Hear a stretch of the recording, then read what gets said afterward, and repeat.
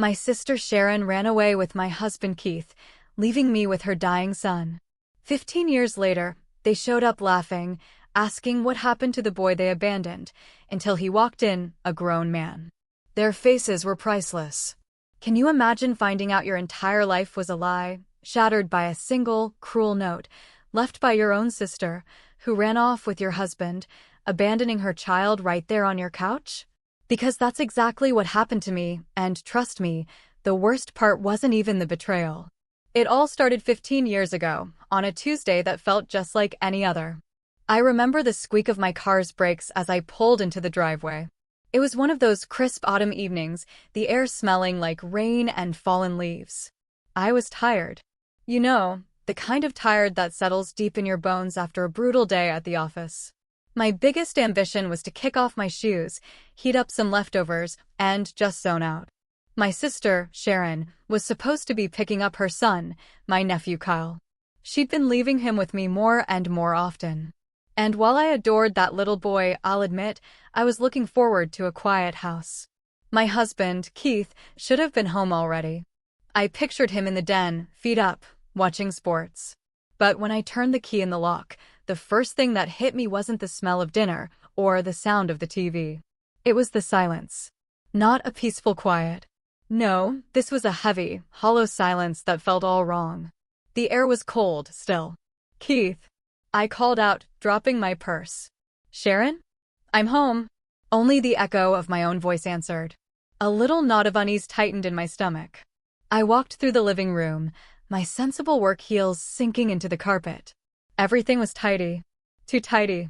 A magazine on the coffee table was perfectly squared. Remotes lined up in a neat row.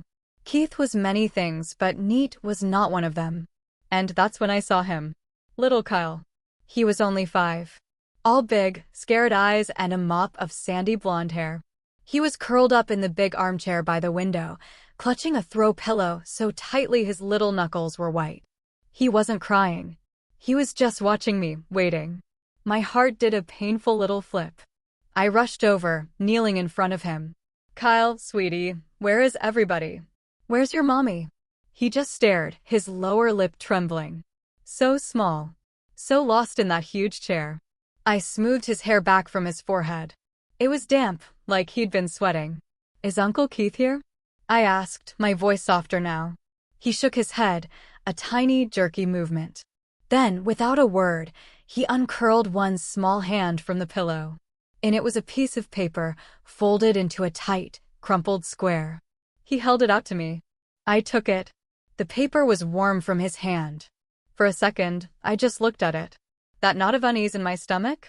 It was now a cold, hard stone of dread. I knew, with the kind of certainty that defies all logic, that whatever was written on that piece of paper was going to change everything. And God, I was right. My fingers trembled as I unfolded the note.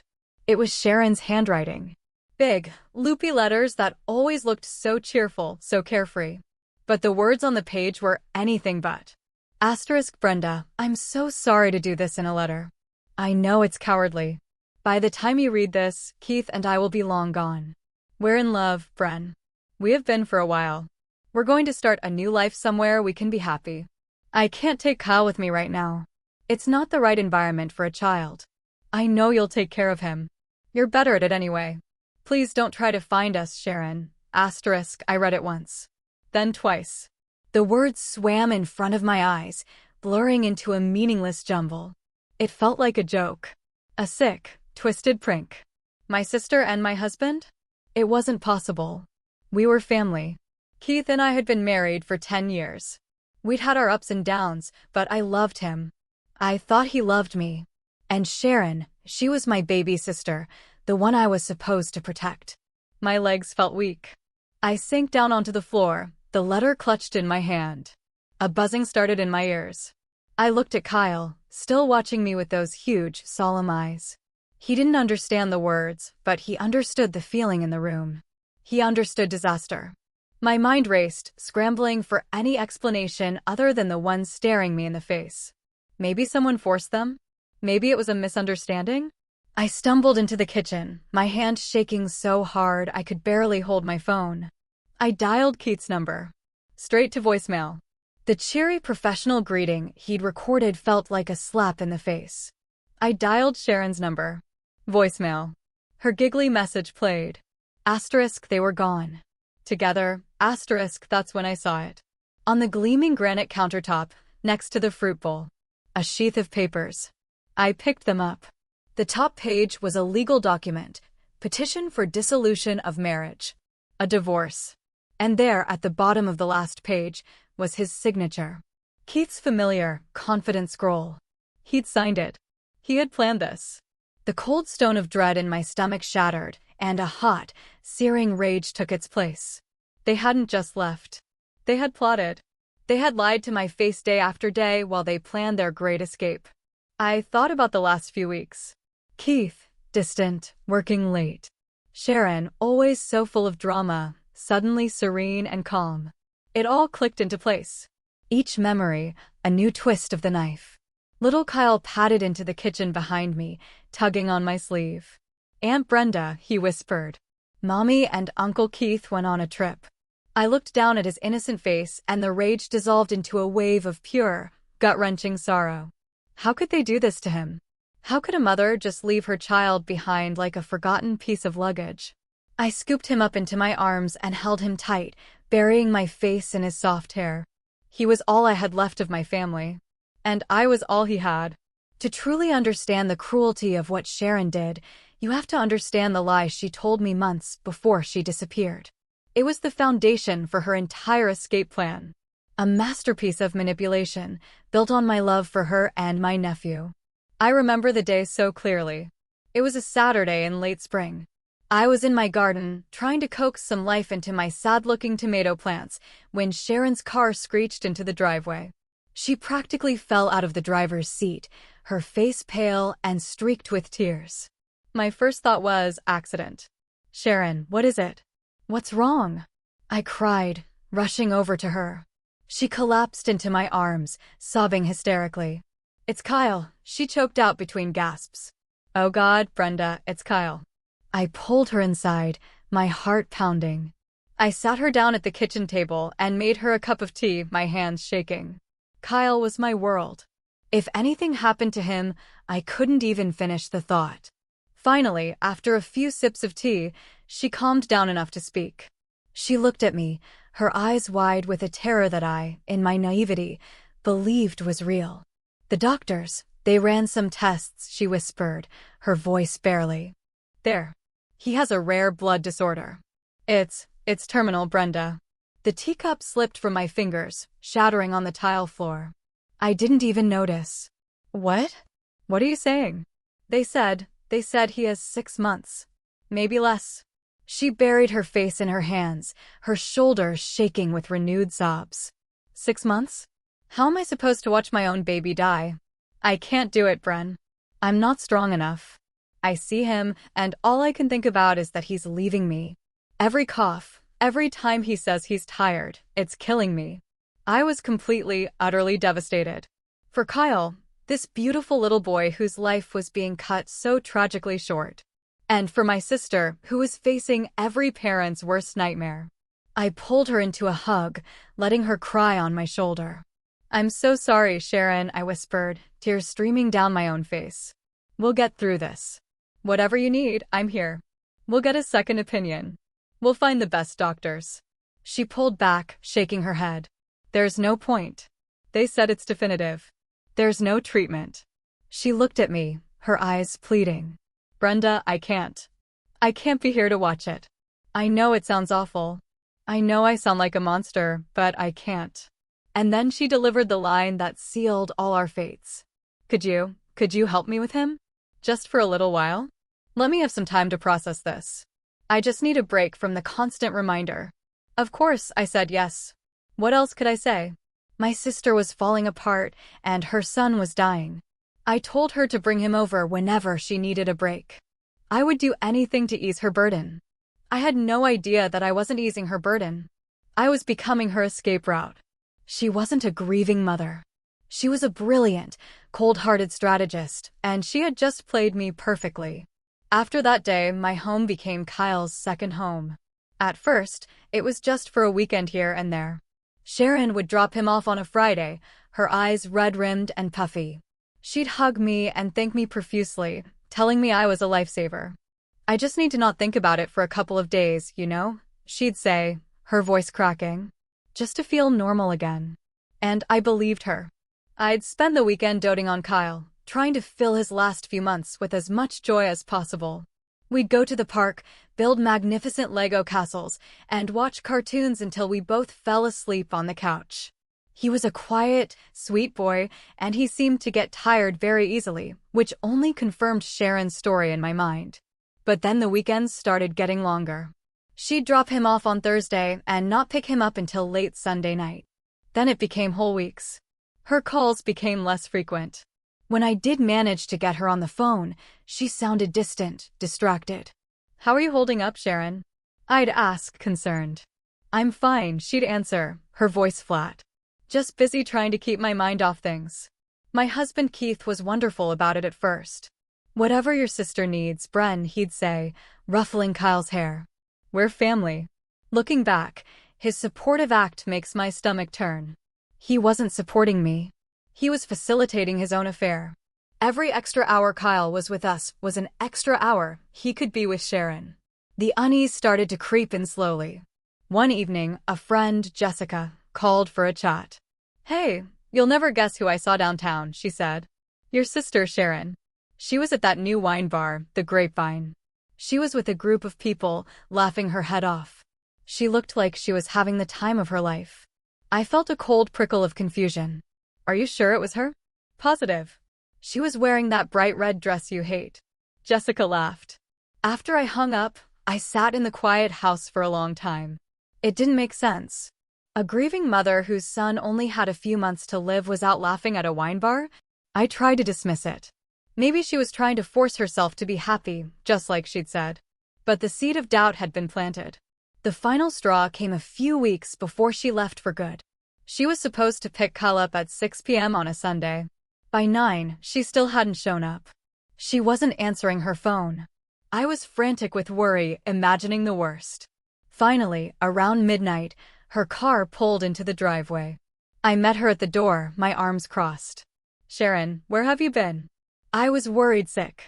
She breezed past me, smelling faintly of perfume and wine. "Oh, relax, Brenda. I lost track of time." She looked annoyed, as if I were the one being unreasonable. "Lost track of time. Your son is here." She turned to face me, her eyes cold. "And he's fine, isn't he?" "Look, I have my own life to live, Brenda. I can't put everything on hold." That was when I knew something was terribly wrong. It wasn't about grief anymore. This was something else. This was abandonment, happening in slow motion, right before my eyes. And then came the night of the letter. The night the slow fade became a final, deafening silence.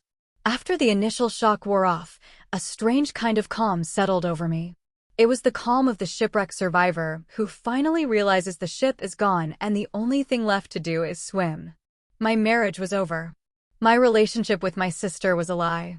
My old life had been burned to the ground.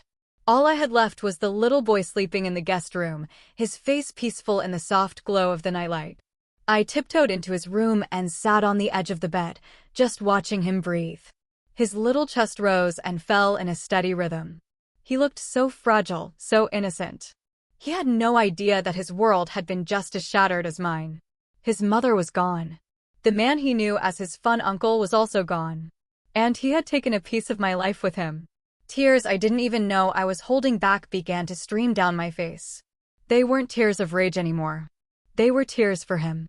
For this small, helpless child who had been used as a pawn and then discarded. Sharon hadn't just betrayed me. She had abandoned her own son. And Keith? Keith had enabled it. He had watched her neglect her child and said nothing, just so he could have what he wanted. In that moment, staring at Kyle's sleeping face, I felt a fierce, protective love swell in my heart. It was a love so powerful, it pushed aside my own pain. My grief was a luxury I couldn't afford right now. This little boy needed me. I reached out and gently brushed a strand of hair from his forehead. He stirred in his sleep, murmuring something unintelligible. I leaned down and whispered into the quiet of the room. It was a vow. To him, and to myself. "It's okay, sweetie," I whispered, my voice thick with tears. "It's just you and me now. But I am never, ever going to leave you. I will always be here for you, Kyle. Always. I promise." He settled back into a deep sleep, and I stayed there for a long time. The weight of that promise settled onto my shoulders. It felt heavy, terrifying even. I was in my 40s, suddenly a single woman, and now a single mother to a child the world believed was dying. I had no idea how I was going to do it. The financial strain alone was daunting. My salary was steady, but it was meant for two people, not one person, and a child with major medical needs. There was no discussion of child support. No talk of shared custody. There was just silence. And a little boy, sleeping in my guest room. But as I sat there in the dark, I knew one thing for sure. I would not fail him. I would pour every ounce of love and strength I had into giving him the best life possible for whatever time he had left. My old life was over. My new one had just begun. The first few months were a blur of learning a new routine. Our quiet, orderly house was suddenly filled with the happy chaos of a 5-year-old. There were Lego bricks underfoot, cartoon theme songs stuck in my head, and a constant, low-level hum of anxiety about Kyle's health. I followed Sharon's instructions to the letter. She had left a note with a list of foods he would eat, a very short, very strange list. Things like strawberry jelly, bananas, and plain white bread with the crusts cut off. "It's all he eats," she had snapped at me once, months before she left. "Don't even try to give him anything else. He'll just throw it up." So I didn't. I made him little plates of bananas and jelly sandwiches. He ate them, but without any real enthusiasm. And he was always so tired. He'd have a burst of energy for 20 minutes, and then he'd just wilt, needing to lie down on the couch. His skin was pale, almost translucent, and he had dark circles under his eyes. Everything about him seemed to confirm the terrible diagnosis. But my gut told me something was wrong.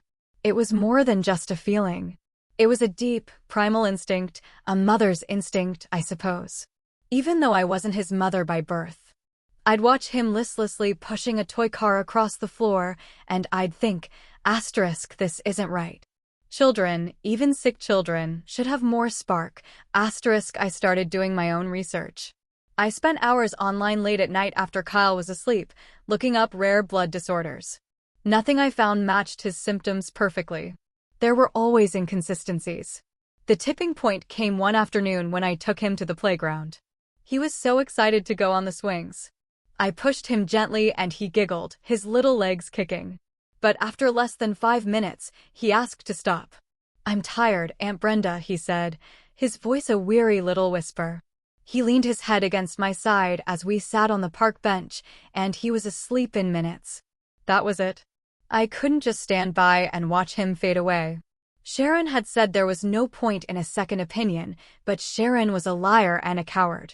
I didn't trust a single word she'd ever said. The next day, I made an appointment. I didn't go to our local family doctor. I wanted fresh eyes, a top specialist. I found a highly recommended pediatric hematologist, Dr. Evans, at the city hospital. It was expensive. I had to use money I had been saving for years, money from a small inheritance my grandmother had left me. But it didn't matter. This was more important than any savings account. I bundled Kyle up and drove us downtown. I remember sitting in the waiting room, my hands clammy, my heart thudding against my ribs. Kyle was sitting on my lap, quietly looking at a picture book. I was terrified of what the doctor would say. A part of me was afraid he would confirm my worst fears. But a bigger part of me was screaming that this was the right thing to do. I had to know the truth, no matter how painful it was. Dr. Evans was a kind-faced woman with sharp, intelligent eyes. She listened patiently as I explained the situation, stumbling over the words as I recounted the diagnosis Sharon had given me.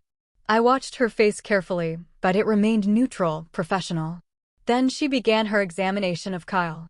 She was gentle and thorough, making him giggle as she checked his reflexes.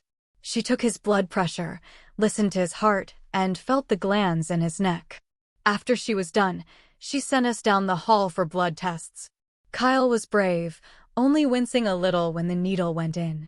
We waited for what felt like an eternity. Finally, a nurse called us back into Dr. Evans' office. She had the results in her hand. My heart was in my throat. Dr. Evans looked at me, her expression serious. "Brenda," she said, her voice gentle but firm. "I've reviewed Kyle's blood work. We ran a comprehensive panel." I held my breath. She took a deep breath. "I'm not sure where your sister got her information, but Kyle does not have a terminal blood disorder. He doesn't have any kind of blood disorder at all." The relief that washed over me was so intense, it almost made me faint. It was like a physical weight had been lifted from my chest. I started to cry, silent tears of joy streaming down my face. Kyle was going to live. He was going to be okay. But Dr. Evans wasn't finished. She leaned forward, her eyes full of a mixture of sympathy and anger. "However," she said, her voice dropping lower, "Kyle is a very sick little boy. His results are alarming. He's suffering from severe malnutrition. He's anemic and has significant vitamin and mineral deficiencies across the board." The room went cold again. "Malnutrition." She looked at me pointedly. "This boy isn't dying, ma'am. He's starving." The word hung in the air between us. Starving. And in that instant, every piece of the puzzle clicked into place. His fatigue, his pale skin, his lack of appetite for anything other than sugar and starch. It wasn't a disease. It was neglect. Criminal neglect. The relief I had felt just moments before was replaced by a white-hot, blinding rage. Sharon hadn't just lied to me to get rid of her son. She had been systematically starving him. Whether out of ignorance or pure malice, I didn't know. And frankly, I didn't care. She had actively harmed him, endangering his life with her selfishness and deceit. That 6 months to live story wasn't just a lie to get me to take him. It was the potential outcome of her own parenting. My path forward was suddenly crystal clear. I was no longer just his caregiver. I was his rescuer. My consultation with a lawyer about the divorce papers Keith had left would have to wait. My first and only priority was to undo the damage my sister had done. I was going to save this little boy. I was going to give him a life, a real one, full of health and love and everything his own mother had denied him. The years that followed were a testament to the healing power of love and chicken soup. Literally. Armed with Dr. Evans's diagnosis and a detailed nutrition plan, I declared war on malnutrition. My kitchen, which had mostly been used for reheating takeout, became my command center. I bought cookbooks. I watched cooking shows. I learned the difference between a simmer and a boil. I became an expert on nutrient-dense foods. Every morning, I made a nourishing broth filled with vegetables, chicken, and herbs. At first, getting Kyle to eat was a battle. His body was so used to junk that real food tasted strange to him. He pushed the spoon away, his little face wrinkling in distaste. But I was patient. I was relentless. I'd make a game of it. "Here comes the airplane into the hangar," I'd say, swooping the spoon toward his mouth. Slowly, painstakingly. He started to eat. A sip of soup one day. 2 sips the next. I'll never forget the first time he finished a whole little bowl. He looked up at me, a shy smile on his face, a little bit of carrot on his chin. "Good job, Kyle." I cheered, my heart bursting with pride. "You're getting so strong." As his body healed, his spirit began to bloom. The pale, listless little boy started to disappear, replaced by a child with rosy cheeks and bright, curious eyes. We started going for short walks, then longer ones. He had energy. He wanted to run and climb and explore. One day, he was about 7. He was kicking a soccer ball around the backyard. He wasn't just kicking it. He was chasing it with fierce determination, his laughter echoing in the afternoon air. I was sitting on the porch watching him. When he turned to me, his face flushed with exertion and joy. "Watch this, Aunt Brenda," he yelled, and he kicked the ball with all his might. It sailed through the air and landed right in my petunia bed. We both burst out laughing. It was in moments like that, simple, ordinary moments, that I felt the deepest joy. This was what I had fought for. This was my victory. Sometime around his 8th birthday, he started calling me Mom. It happened so naturally, I almost missed it. We were in the grocery store, and he tapped on my sleeve. "Mom, can we get the sugary cereal?" he asked, pointing to a brightly colored box. I stopped the cart and looked down at him. The word just hung there in the air between us. It felt right. I smiled, my eyes welling up. "No, we cannot get the sugary cereal," I said, ruffling his hair. "But you can pick out any kind of fruit you want." From that day on, I was Mom. The word aunt was retired forever. We were a family. A small, unconventional, cobbled-together family. But a family nonetheless. I never remarried. I never even felt the need to date. My life was full. Raising Kyle, watching him grow from a fragile child into a strong, kind, intelligent young man, gave me a sense of purpose I had never known before. He played sports in high school. He got good grades. He had friends. He had a life. A real, vibrant, wonderful life. And it was the greatest gift I had ever been given. 15 years. It's a lifetime, isn't it? Long enough for wounds to scar over, for memories to soften at the edges. Long enough for a 5-year-old boy to become a 20-year-old man. Kyle was in his second year of college, studying pre-med, of all things.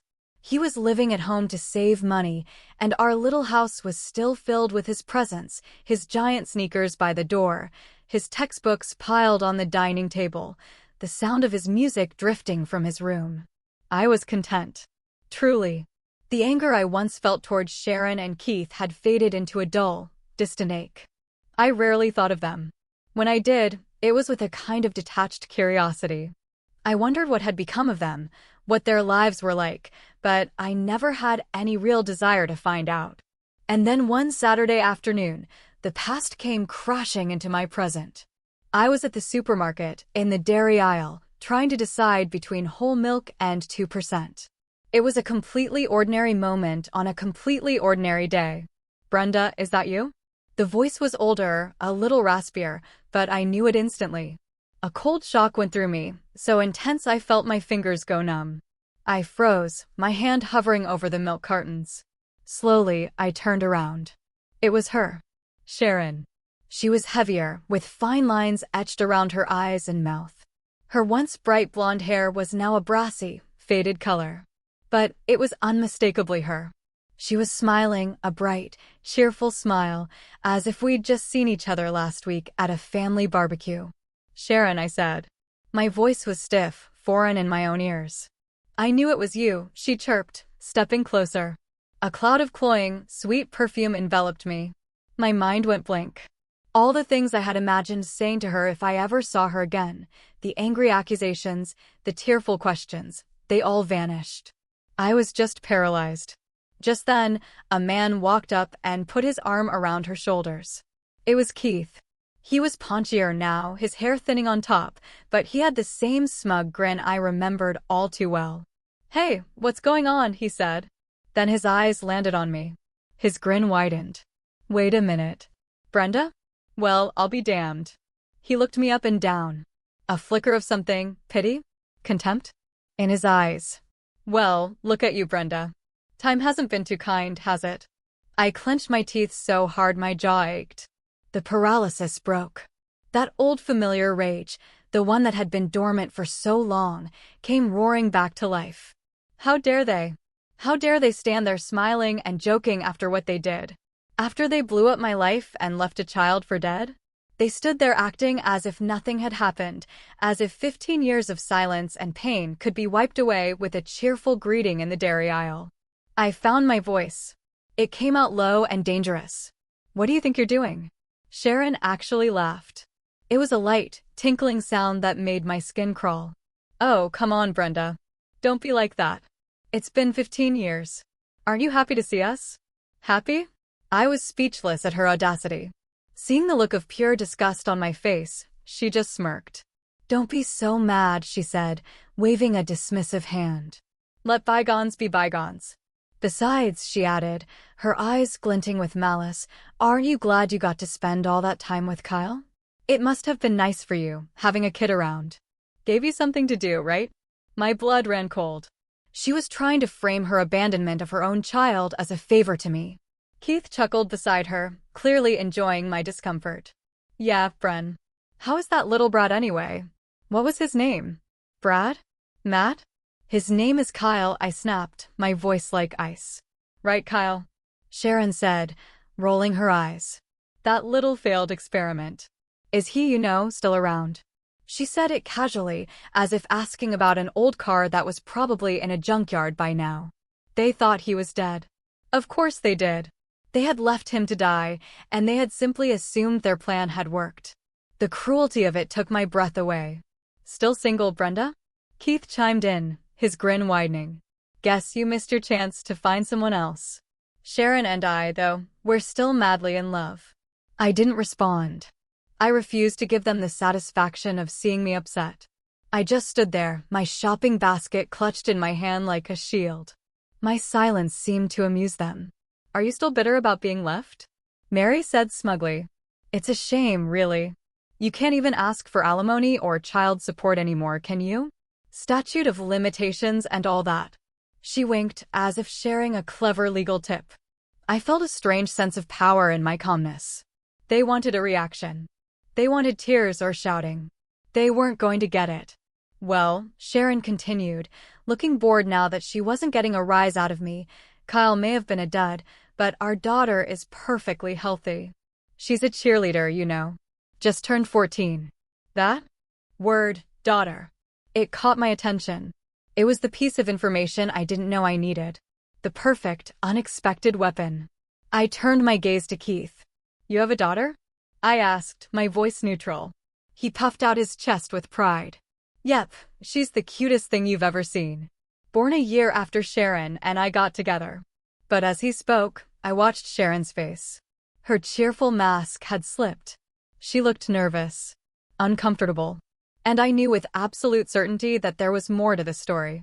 I had them. I let the silence hang in the air for a moment, watching Sharon's composure crumble. So, you got pregnant right after you left, huh? I asked, my eyes locked on hers. Her expression hardened. Keith, oblivious, jumped in to defend her honor. Of course, she's mine. Like I said, born a year after we started our new life together. At his words, Sharon flinched. A tiny, almost imperceptible movement, but I saw it. Her nervous expression told me everything. Something wasn't adding up. I took a small step back, creating distance. Well, that's questionable, Keith, I said calmly. His smile faltered. What's that supposed to mean? It means, I said, letting each word land with deliberate weight, that while Sharon was leaving her sick son with me, she wasn't just sitting at home grieving. She was meeting all kinds of people. Keith's face shifted from confusion to shock. He turned to Sharon. What is she talking about? I didn't let Sharon answer. I spoke directly to Keith. You want to know what I did after you two ran off? After I dealt with the initial shock of the divorce papers and the abandoned child, I hired a private investigator. Just for a month. I wanted to know what I was dealing with. And he found out a lot. Sharon's face went pale. You did what? He told me all about Sharon's afternoons off, I continued, my voice steady and cold. While you were at work, Keith, thinking she was exhausted from her job and a grieving mother, she was out having fun. Going to bars, restaurants, with other men. Letting them pay for her expenses. All while pretending to be a devoted mother to me and a devoted partner to you. No way, Keith muttered, his face ashen. He looked at Sharon, who was staring at the floor. We spent weekends together. How could she have had time? During the weekdays, Keith, I explained patiently, as if to a child. While you were earning a living. I turned my attention back to Sharon. You told him you were exhausted from working for Kyle's sake, didn't you? That was a good one. Keith looked at his wife, utterly stunned. Is that true? Was I just convenient? Was I just your ATM?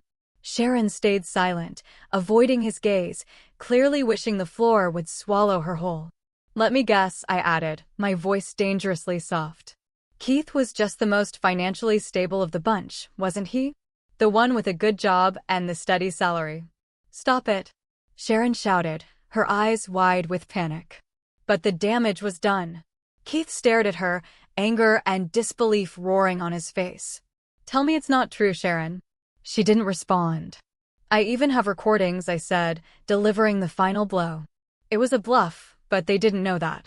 Conversations the investigator recorded with your friends. where you called Keith your ATM machine. Sharon froze, realizing the depth of her exposure. Keith looked like he was going to be sick. His voice trembled with rage. So, our daughter might not even be mine? That's ridiculous. Sharon grabbed Keith's arm, desperate. She's yours, Keith. Of course, she's yours. But her protests were weak. Her panic palpable. Keith didn't look convinced. You can easily find out, I suggested mildly. A simple DNA test would clear it all up. Sharon's face went completely white. Her confidence had crumbled to dust. No, there's no need for that. She's his daughter, she insisted frantically. But it didn't matter anymore. Her denials were meaningless. Keith's trust in her was shattered. And my work here was done. I had come for milk. I was leaving with justice. Whatever you two decide to do is your business, I said firmly, my voice cutting through Sharon's frantic protests. But remember this, I raised Kyle with love and care. And that is something you can never take away. I turned to leave, feeling a sense of closure I hadn't realized I was missing. But just as I took a step, I heard a calm, familiar voice behind me. Mom, are you ready?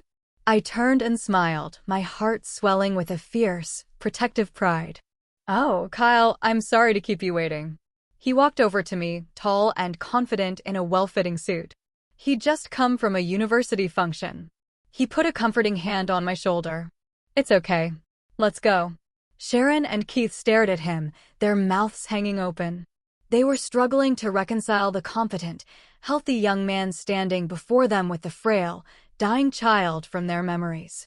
Wait, Sharon whispered, her voice trembling as she pointed a shaky finger at him. Is that Kyle? He stood tall, his gaze steady. He looked nothing like the child she had abandoned. Yes, I said, my voice ringing with pride. This is Kyle. He's 20 now, and he's thriving. Kyle's calm, clear voice followed mine. It held no anger, only a chilling certainty. I remember everything, he said, his eyes fixed on the two people who had created him and then thrown him away. Even though I was young, I know who you two are. My biological mother and her lover. Keith recoiled as if he'd been struck. He was horrified, trying to process Kyle's composed but cutting words. But weren't you supposed to be sick? Keith stammered, looking from Kyle to me and back again. I thought you only had 6 months to live. No, I interjected, my voice sharp. Kyle was never sick with a terminal illness. That 6-month story was something Sharon made up. After she left, I took Kyle to a real hospital. The doctors diagnosed him with severe malnutrition, not some life-threatening disease. All he needed was proper food and care. Sharon's face turned a blotchy, bright red with shame and embarrassment. I tried, she muttered weakly, her voice barely a whisper. He was such a picky eater. Keith's expression twisted with disgust. Kyle eats just fine now, I said, my eyes boring into Sharon. He's healthy. He's strong. He played varsity soccer in high school. And I'm studying to become a doctor, Kyle added, his voice even. So no other kids have to go through what I did because of a parent's neglect. Sharon and Keith both gasped, shocked by how far he had come. I had no idea, Keith mumbled, looking utterly defeated. And there's no need, I said, shooting a pointed look at Sharon, for you to ever insult him again or to call him a failed experiment. Sharon glanced away, unable to meet my eyes. The shame, finally, after 15 long years, was written all over her face. The air in the supermarket aisle was thick with shattered lies. Sharon opened her mouth to speak, probably to offer up another weak excuse, but Keith cut her off. His voice was flat, devoid of all emotion. I want a divorce. Sharon's eyes widened in panic. What? No. Keith, you can't be serious, she cried, clinging to his arm. But his expression was like stone. He shook her off. After learning how you neglected your son, how you lied to me for 15 years. I can't stay with you. I can't even look at you. It's all a misunderstanding. She grew frantic, her voice rising to a hysterical pitch. Brenda is twisting the truth. No, she's not, Keith said, shaking his head slowly. You treated me like an ATM. And now I see the truth. The whole ugly truth. He looked at me, his face filled with a regret that came 15 years too late. Brenda, I can never make up for what I've done. But I am truly sorry. He bowed his head, a gesture of defeat and apology. I felt nothing. The anger and betrayal I had once harbored had long since faded, replaced by the love and joy of raising Kyle. I've moved on, Keith, I said firmly. Kyle and I have our own lives now. With that, I turned back to my son. Let's go, Mom, he said, giving my shoulder a gentle squeeze. As we started to walk away, Sharon's trembling voice called out, Kyle, wait. We stopped, but we didn't turn around. I'm so sorry, she sobbed. I regret leaving you. I've thought about you all this time. Kyle slowly turned to face her. She took a hopeful step closer, her face streaked with tears. But he held up his hand, stopping her in her tracks. Don't, he said, his voice steady and unforgiving. I remember. I remember all the times you pushed me out of the house when strange men came over. I remember you telling me to be quiet and stay in my room. He looked her straight in the eye, and I remember the day you abandoned me. I decided then that I would never forgive you. Sharon's face turned pale. You're calling her Mom? She asked desperately, gesturing toward me. Yes, Kyle replied, without a moment's hesitation. Brenda raised me. She loved me. She saved me. She's my real mother. Sharon stood frozen, the last flicker of hope dying in her eyes. She finally understood that there was no chance of reconciliation. There was nothing left for her here. Don't ever try to see us again, Kyle said firmly. It wasn't a request. It was a command. And, just like that, we walked away. We left the wreckage of their lives behind us on that cold tile floor. We never looked back. The fallout from that day in the supermarket was swift and absolute. I heard through my friend Jessica, who still had connections in my old neighborhood, that Keith followed through on his word. He hired a lawyer and demanded a DNA test for their daughter. The results came back just as I had suspected. The girl wasn't his. The divorce was brutal. Keith sued Sharon for damages, for fraud, for 15 years of lies. With my story to back him up, she didn't stand a chance. He got the house, the savings, everything. He left her with nothing but the clothes on her back and the consequences of her own choices. She apparently tried to spread rumors about him, but it only backfired, leaving her completely isolated. I blocked her number and any new social media profiles she created. Our chapter was closed for good. As for Kyle and me, our lives just kept getting better. He graduated from college with honors and got into medical school. He met a wonderful young woman and they got engaged last spring. Seeing him so happy, so successful, so full of life and love, it's a pride so deep it sometimes brings tears to my eyes. We continued living together while he finished his studies, cherishing our time as mother and son. On his 25th birthday, I took him out to a fancy restaurant, the kind of place we could never have afforded in the early years. We sat at a quiet table, the candlelight flickering between us. The waiter poured champagne into our glasses. I raised my glass. A toast, I said, my voice thick with emotion. To the incredible man you've become. To your future, to your happiness. I am so proud of you, Kyle. He clinked his glass against mine, his eyes shining. Cheers, Mom, he said, his voice full of warmth. To us. We did it.